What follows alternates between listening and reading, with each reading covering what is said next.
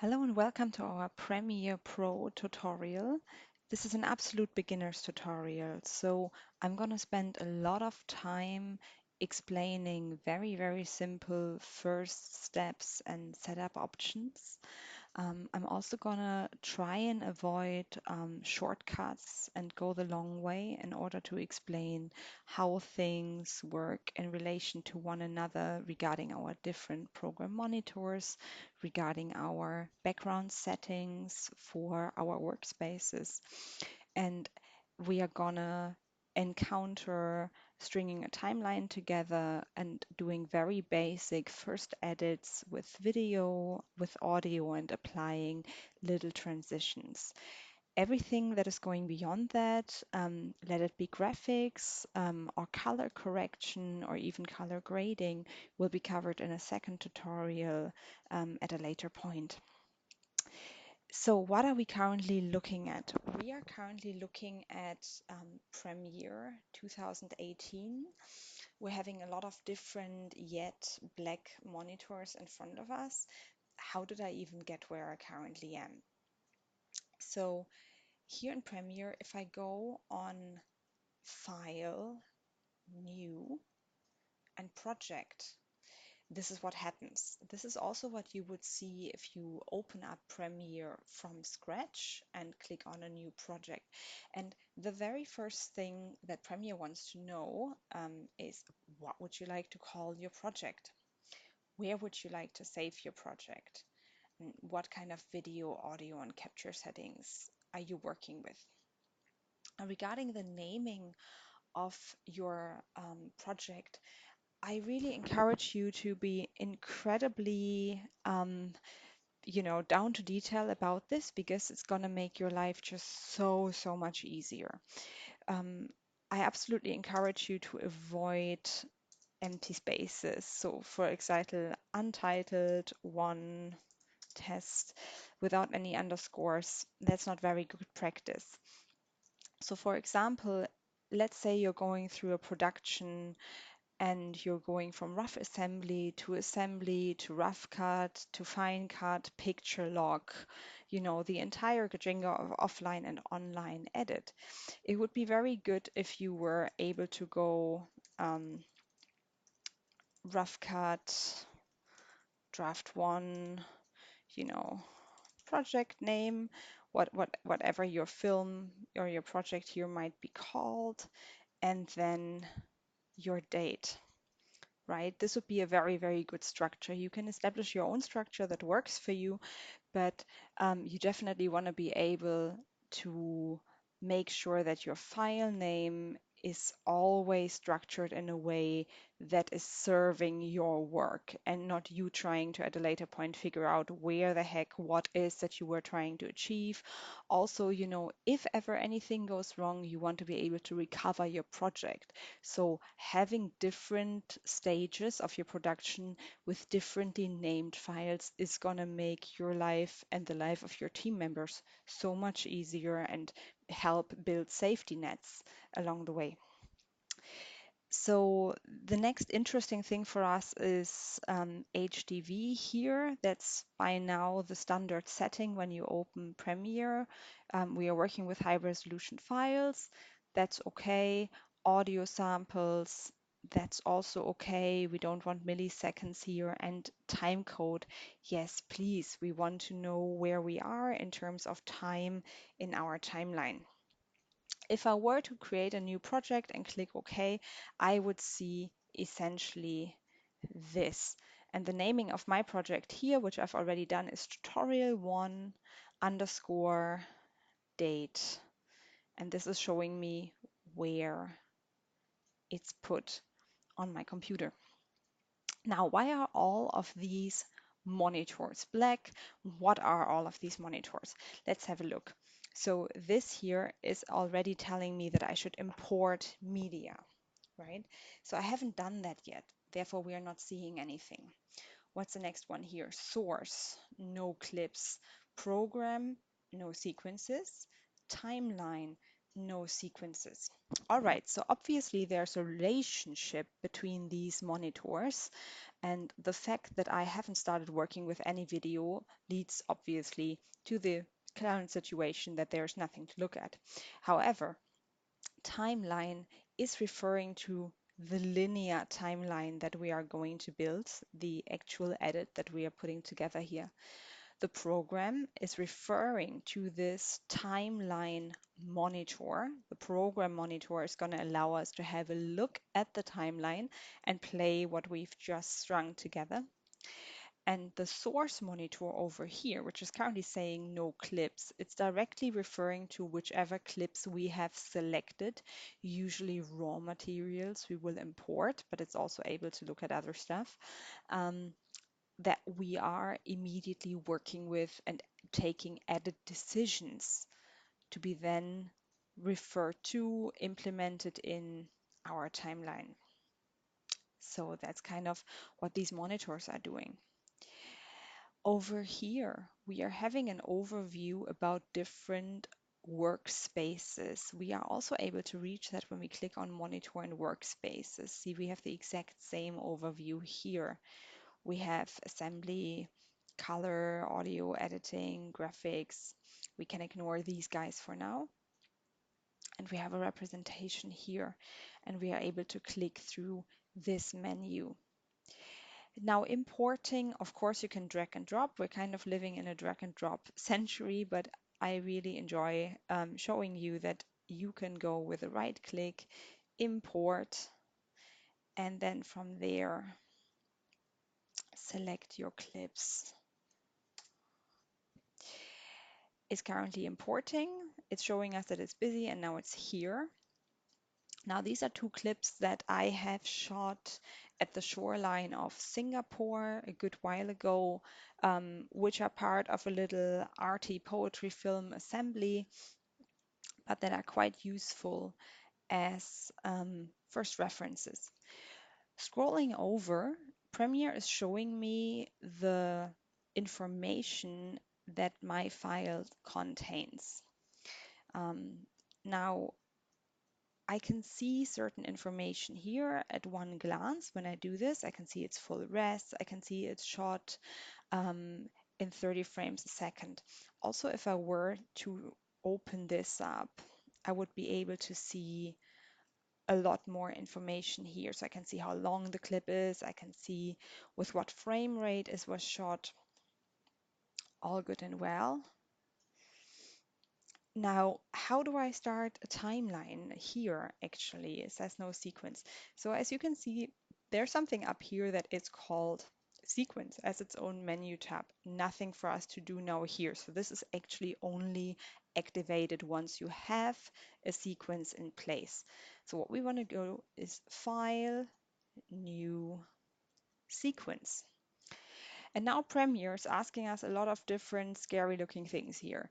It's suggesting to us a variety of camera outputs of media presettings that refer to the settings and the information in our raw files that we want to work with. Because the core idea of the sequence is that it matches our raw files. If you ever find yourself in the situation, which is, by the way, incredibly likely, that you're shooting with different camera makes on the same production, for example, your A camera is a Sony, your B-roll camera is a Panasonic, maybe you have another B-roll camera who's a Canon, whatever is happening, you want to make sure that you work with a sequence setting or even for that purpose with different sequences and then convert so that overall you are achieving a project setting that is in line with your file information. And this is important for us throughout the entire process of working as well as for our export later on. Right now, we would be able to have a look through all of our options here, sorry, and select what's applicable to us, given that we are, able to access a wide range of information here. But there is a very, very wonderful way to also create your sequence, which is very beginners friendly and at the same time allows you to stay on top of everything that's going on. So I've just right clicked on my file here, and bearing in mind, I know that these two files have the same settings. That's why this is going to work really well for me now. I have right clicked and I'm selecting new sequence from clip. And now this has happened.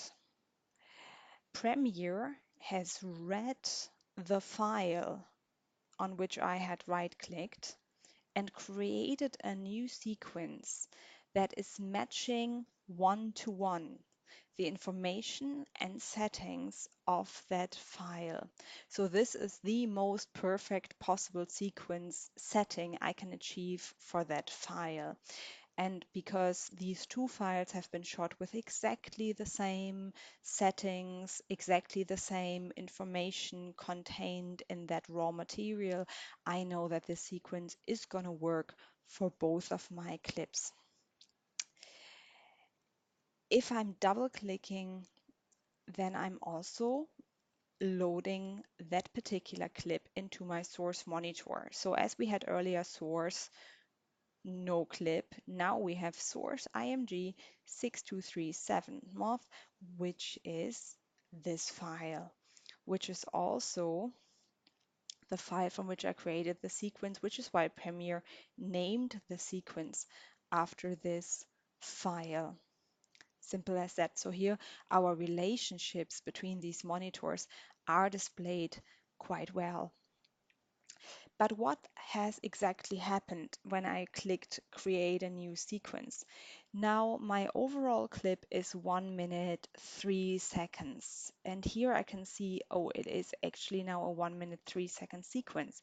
So by right clicking and selecting new sequence from clip, Premiere is reading all of the information, but it is inserting the entire clip into the timeline, which is usually not what you want to end up in your timeline with, right? Usually you would like to make a decision here, some edit choices, which part you actually want in your end product, right? Which is what we're trying to achieve over time, step by step, with the representation of our edit work in our timeline. So I'm able to play this clip here. Right, I have recorded the shoreline with this really, as I think, amazing light setting, which I found quite stunning. I happen to be around with the camera. This is raw, this is not color graded, this is not adjusted, nothing. I mean, you can even see that the image is quite slanted, which is not something I'm going to correct today. Correcting the angle of an image is something we will talk about in the future. But it's just a shot that I myself found very, very lovely. Now I'm gonna select this guy here and delete it. You can see, okay, my program monitor referring to the timeline is turning blank because I want to make some edit choices here. So I'm able to click through my clip. This is, of course, now a nature landscape, so it's not going to be as vital for me to choose my in and out point here unless, for example, a dolphin would jump up or, a bird would cross the image and I would be interested to capture that. This has not happened here. If you're working with dialogue, with interviews, with particular cutaways that are important regarding subjects or actions, objects of interest, then you obviously want to make sure that you are very, very, very accurate about where you are putting your ins and outs.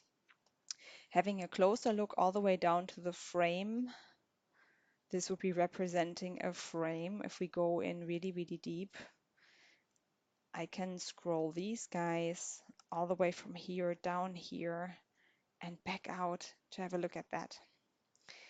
So let's just say I'm setting my in point here, mark in. The shortcut representation for in and out would be I and O. Mark out. Just gonna go, okay, maybe a bit longer. Mark out. right? So scrolling out again, this is the part that I have now selected out of my entire clip. And I would like to insert that here. Now we can see the cursor. Wherever the cursor is placed, I am gonna take action with whatever decision I'm taking here. So if the cursor is placed over here and I'm gonna insert a bit of my clip, it's gonna be inserted over here. If the cursor is placed all the way at the beginning of the timeline, it's gonna be inserted here.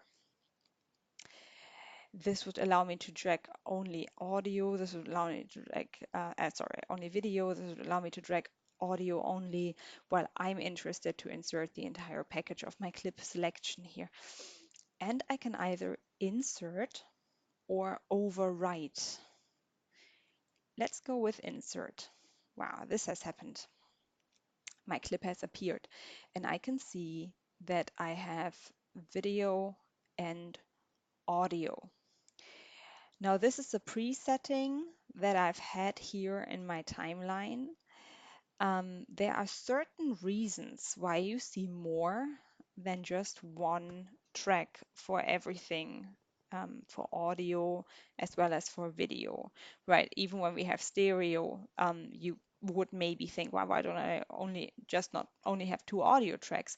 Well, because we have different aspects of audio production, and everything gets its own track. First of all, for good practice, and second of all, because you're otherwise ruining your own opportunity to edit. Because if I have every single audio effect on exactly the same track that I have, for example, dialogue, and then throw some music in there, I'm not able to edit, remove, or replace any of them without affecting the other. So in linear broadcast, which basically means TV production in the classical sense, in most cases, I have seen a final delivery product with 8 audio tracks, where you would have 2 tracks each for dialogue, for music, for audio effects, special effects, etc., etc. That's the most common thing I've seen. Now, with regards to video, you might ask yourself, yeah, okay, fine, I understand the audio, but why do I have more than one video track? Because you want to build your sequence with cutaways and with different layers, also regarding motion graphics, titles, anything that's later going to go on here, or even in external software, for example, or software partners like After Effects. Anything that we want to build is going to layer up so that we are able to work with things. And a common editing practice is that only in the very, very, very last stages of basically a finished project to pull these items down.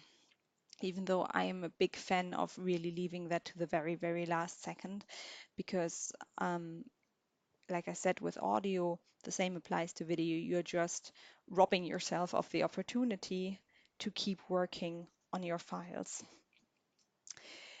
These guys here are indicators that these tracks are our main working tracks. So if I were, for example, to shift them over here and then say that I want to insert my same selection again, it would be selected over here, right? Which can be quite useful later on when you're working with a cutaway. We're getting to that a bit later. Now I've done this, now I definitely want to make sure that I from time to time save. I also encourage you to enable an autosave option. If I want to have a bit of a closer look here, the same principles apply throughout, right? If I'm turning my little wheels here, I can go in. And Premiere is quite clever. Wherever my cursor is, the program understands my focus is going to be. So if I keep moving up, it's going to zoom in where the cursor is. Whereas if I move the cursor over here and I do the same thing, it's going to show me that selection. And again, the principle we already picked up applies here. If we go in all the way, this here is a representation of one frame. I'm now able to play this, right? That's all we've got, right? We've got 3 seconds 23. Why did I use insert and not overwrite? So for your very first clip, it doesn't really matter. But what's going to happen is wherever my cursor is, our action applies, right? We already picked up on that. So if I now start working with the next clip, or even, were to select a later point within that clip, and let's say my cursor was here and I'm clicking overwrite, it's just gonna delete the time related portion of my clip that I've already selected here and overwrite it with my new clip selection. If my cursor is here and I go, now I've done it, if I go insert, this has happened.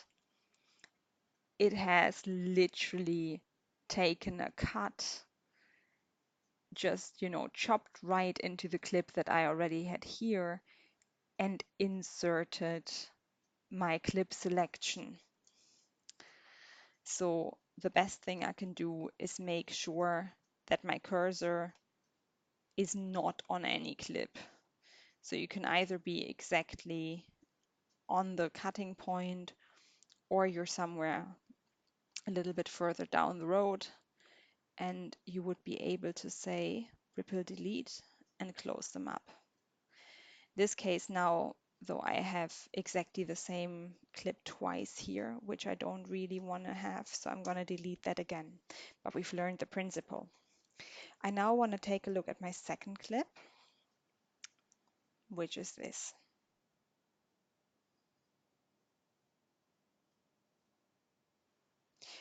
It's a bench overlooking the ocean in the rain. So whilst I'm still on the choice here that I'm not working with dialogue or drama footage here, we have a progression. So here we have a weather front coming in. We have a conjuring of clouds. Thank you very much, Avast. And we know that something's gonna hit. So this is about in real time, maybe 45 minutes later, and we have some rain coming down. And as you can see, I am seeing different clips now at the same time. This one here still referring to my timeline. Wherever I'm hopping through my timeline, I see the representation here, and this monitor taking direct reference to our raw file clip selection. Now again, let's say I would like to work with this part of the clip.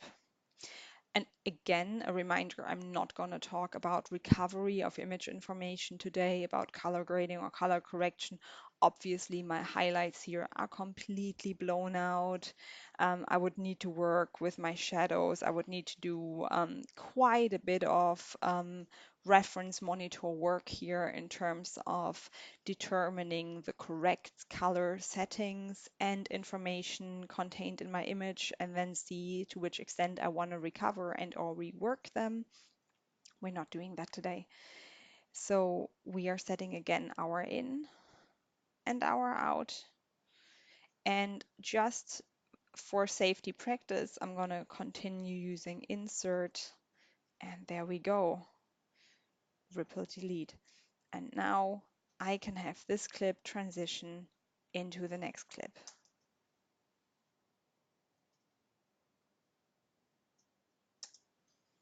Right? So that's quite simple. Now we have learned the very basic of stringing together a little timeline here. But what about cutaways? What about our differences in audio and in sound? So now just to explain the example of how you would make use of a different track, I'm gonna go and move this guy up here and this guy down here. I've done that by hand now. I've already shown earlier how you could reset it to do this automatically. But what this allows us to understand now is the principle of using two audio-visual raw files to create a cutaway. Now, this is not going to interfere with this clip now if I move it about the timeline because it's running on a different track. So I've moved my cursor now over here, and I'm just going to show you something like that. I have not linked these two, which is why I'm able to move them out of sync. If you are linking them, this is not going to happen. They will always move in unison. So I could also see to demonstrate that. So for some reason, this is a little bug that my Premiere came up with recently, that this is still not unlinking them. So it was already saying unlink. I'm just gonna do it again. Link. There we go. So now I move one of them, I am moving the other as well. So what happens when I press play? Let me just drag this up so you can see the entire thing.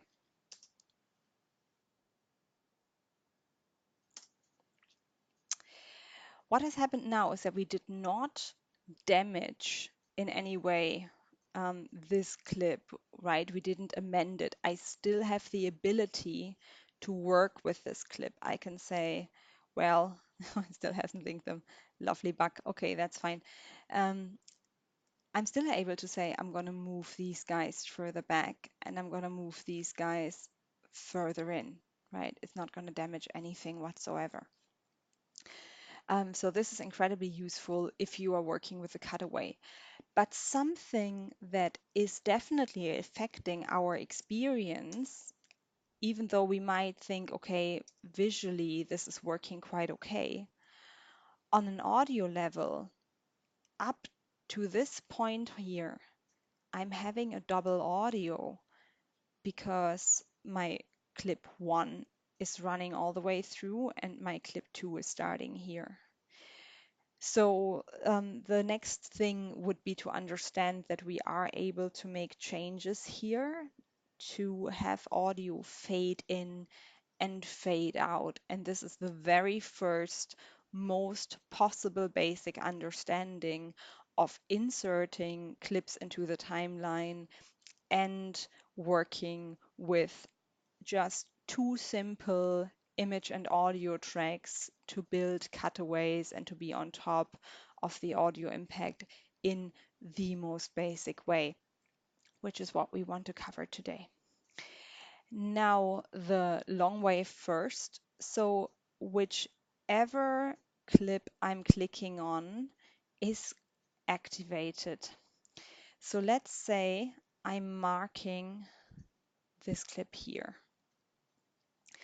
I can go into effect controls and then see a lot of different options here, what I can do with this clip. I have earlier on dragged this open a bit more, so I'm actually able to see my audio levels. And this here would be, for example, my volume level.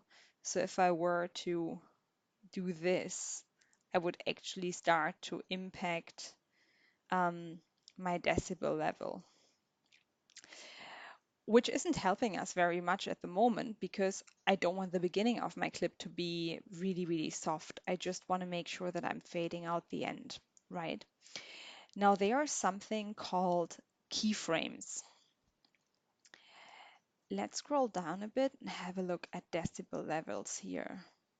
Right. Okay, that seems to be the one that I want to work with. And here is this little diamond symbol and it says add/remove keyframe.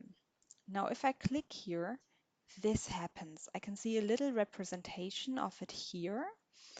And also in here, I have a keyframe. So you can think of keyframes as a little anchor point. Whatever you want to do, you want to make sure that you set a little anchor point, and then you can take it from there to, in most cases, set at least a second anchor point to then safely change things around between the two of them. So what I mean by that, I'm going to show you. So I'm going to drag my cursor over here and set another anchor point. And now, when the second anchor point is activated, let's just see what would happen if I would say, for example, -5. This guy here went down. I would also be able to do that here by hand. But as I said earlier, understanding full circle of what's happening, I could do that here. Now this is fading it down quite a bit.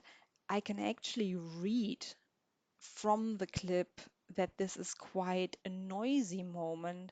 So maybe I actually, in this case, want to go down all the way.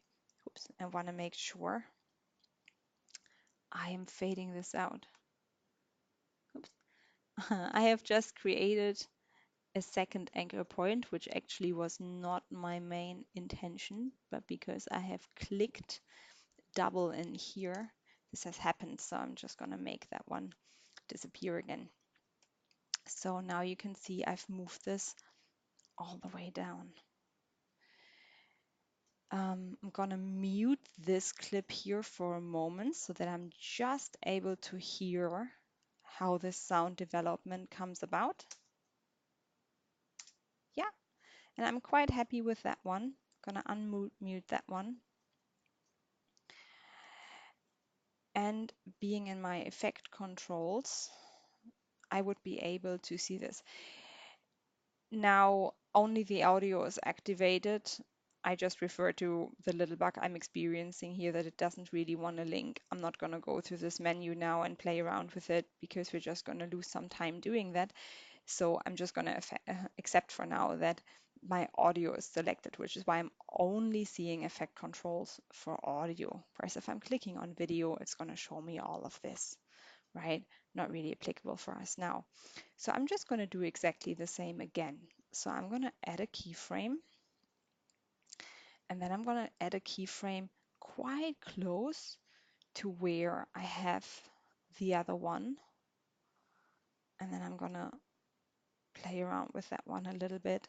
So now, whereas the first one is getting quiet, this one is coming up. And I want to make sure that I'm not creating a moment of silence here. So I want to make sure that my audio is coming up before this is fully disappeared. That was just my little audio save coming up just now.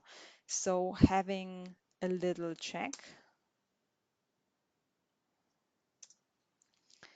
Yeah, for the purpose of explaining the very principle of this, I'm quite pleased with this now. The other thing that I would be able to do is, let's say I'm getting rid of these guys. Remember our workspaces here. So I said earlier, I'm kind of showing you the more complicated way or the more behind the scenes route to navigate about this.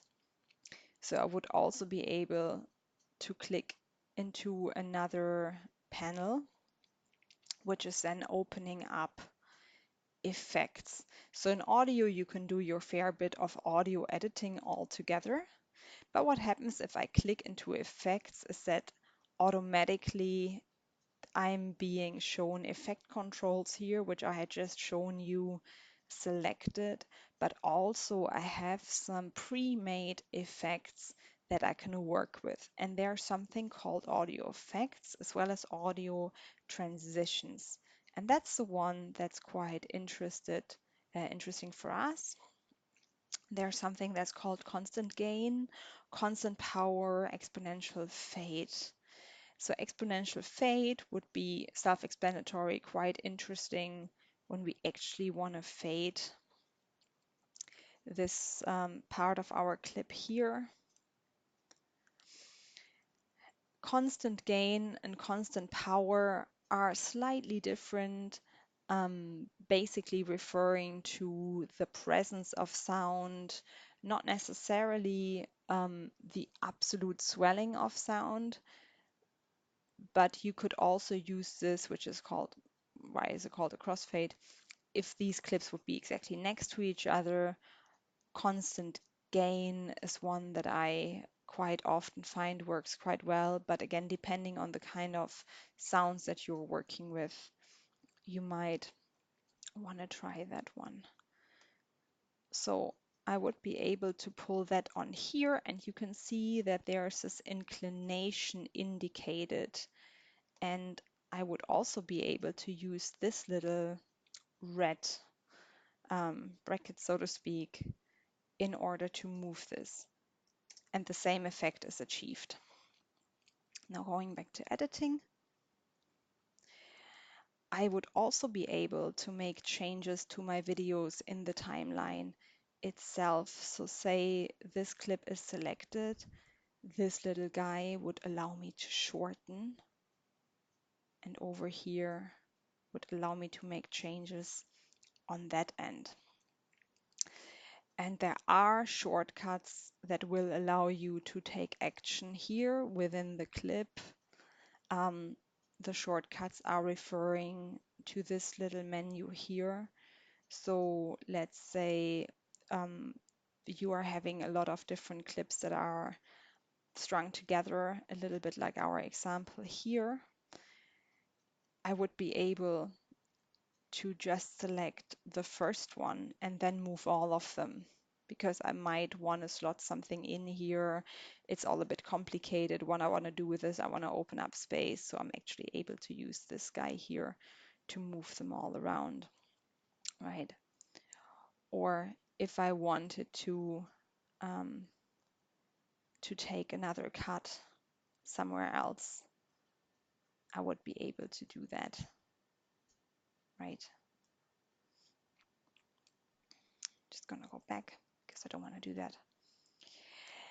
This is the most basic first introduction to what we can do, how we can string together a timeline. This is not a very scientific approach to how we can do this. This tutorial is made with a particular group of students in mind who have the very first exposure to editing, to working with different sound files, and basically seeing this program for the very first time. I hope that all of this has been clear. Please do get in touch if there are any further questions or comments. The next thing that we want to have a look at and then also wrap this tutorial with is obviously the big question: how am I going to get whatever I've done here out of Premiere? Now, whichever program monitor is activated has a little blue square, so to speak. We want to make sure that your timeline is activated before we go on File, Export, Media. And then this is happening. Everything that's in here and the implications of it would be worth a video by itself. So I'm also gonna talk a little bit more about this at a later point, but just running through my settings quite quickly. Here I would be able to make a decision to either have an in or out point that I have previously set on my timeline, or the entire sequence, which is usually a bit more optimal, but it really depends on what you want to do and what you're trying to achieve. You might, just want to show a client that you are using the first 30 seconds of an interview for a promo vignette, in which case you just maybe want to straight export that part from your timeline, or in our case, you just want to make sure that our two little clips are exported together. That's all fine. Over here, this is really important because this is our summary of output and source, and we want to make sure that it matches. So if our files, our raw files have been recorded in a way that gives us video clips that are progressive, we want to make sure that they are also progressive in the source. Our frame rate is the same, our resolution is the same, so I'm quite happy with these things. Over here, it's saying we have 100 Hertz. Our output is currently set to up that to 48, so I would actually be able to change these things.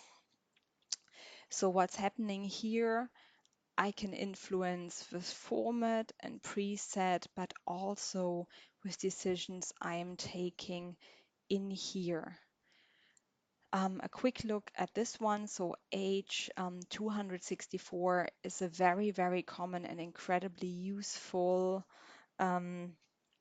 codec slash wrapper component for you to work with. You have different ones to choose from. Everything that's digital, this is quite a good choice. So we could say match source, high bitrate, which has already happened. We could even say we want to have something that's particularly good for Vimeo. I don't think anything changed here actually. We have YouTube, so we can have a look at that one. In any case, you would definitely want to make a choice here where and under what name you're saving. And now the interesting part is that here I have a little sub menu where I can run through and say how I really want to output my audio and video. And for example, 320 is the highest quality that I can get here in my bitrate. So that's usually something that I pay attention to here. You know, if you scroll through and you don't have a second look, you might end up with lower medium. We would like this to be high. Sample rate. I have so far not experienced any difficulties. If for some reason my source was 44 and then I'm going on 48, but if we want to be very accurate, we could actually match these guys here now. Your usual standard output would probably be 48. Also, it's the highest standard you can achieve. So here I would be able to basically mess up the way that my video scaling works, match source, and it's gonna again double check what our file is looking like. But like I mentioned again, you will very, very likely find yourself in the situation to work with different sources and then therefore take some decisions throughout your production process to arrive at a sequence for a particular output. And depending on your demands, depending on your client demands, your final delivery, this would change or be affected in certain ways. Right. Now this one here is quite interesting for us as well. VBR1 pass, VBR2 pass, CBR. So these are different ways that your encoding is gonna work. Like I said, this entire explanation of everything that is referred to here is worth a video by itself.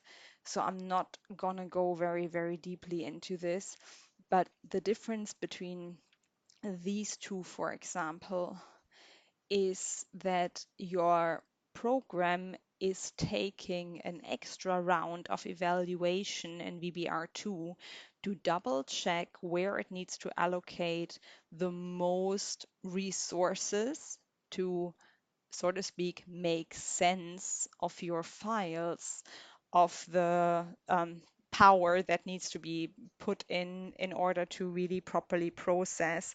Whereas VBR1 is going to look at your overall estimated file size and then just whilst going through your project, allocating resources.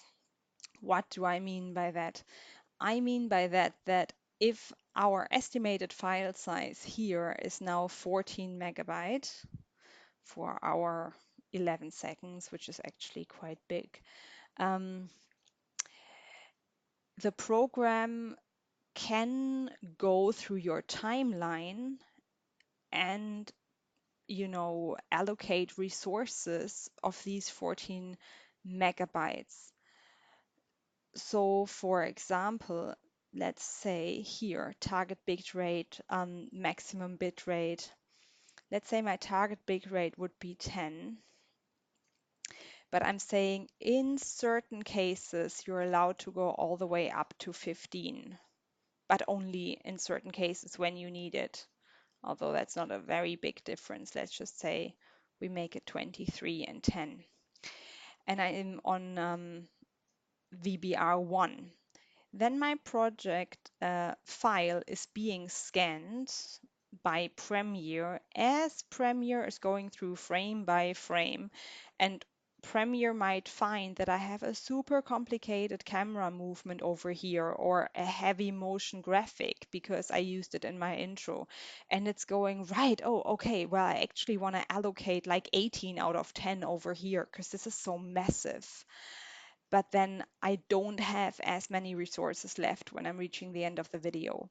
Whereas if I were to go into VBR2, Premiere is taking one run through my entire timeline without doing anything but scanning and evaluating. So it's going to take me at least double the amount of time, usually a bit more than double the amount of time. And on the second go, it has all of the well, just imagine it as little notes that Premiere took on the way during the first pass. So after going through it, Premiere has detected, oh, I have a super, super heavy motion graphic sequence over here, but I also have this hyper complicated camera shot over here, and I actually need to allocate quite a bit of resources here as well. So going through it a second time, it's not going to give 18 out of 10 here. It might just give, 15.5 and then allocating some more stuff here where I'm having a super complicated camera pan. So this is just a very, very first understanding of two of these options here. And these two are, I think, the most commonly used ones. In this case, I'd be completely fine with VBR1 pass because nothing heavily complicated is going on. I'm only having two clips all together, etc. And I can play around here, and then this is going to impact my overall file size down here. It's a very, very good idea to have a look at your overall delivery objective. So let's say I'm working with a delivery for Vimeo. Vimeo does like files with a high bit rate, with particular settings so that it ensures good video quality. So this would give you like a very interesting guideline for this, right? So 22, that is actually not extremely small. We only have 11 seconds, etc., etc. There is something called a wrapper, which is the concept of the container, which relates to codecs. The container you're using to store your video and different purposes require different wrappers.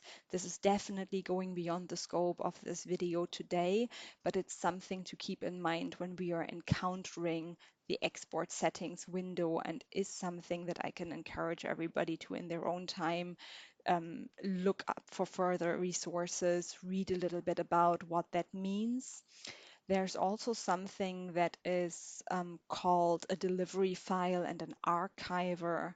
The delivery file would be, for example, what I give a client if I'm creating a little branded video for someone's website, versus the archive file that I keep for future reference. So the last short film that I made, I made sure that I had quite a smallish file that I could just show around. So it was a 12-minute film, and the small file that I'm showing to people is about 3 GB, whereas my archiver, the one that I'm storing in full res in order to be able to make changes to the project or restore the project at any point in the future after my raw files are gone, is over 30 GB. So there are huge, huge differences. So it's just something we want to take into consideration. I hope this has been conclusive. Let me know if yes, let me know if no. And I wish you loads and loads of fun and success editing your first video. Thank you. Bye.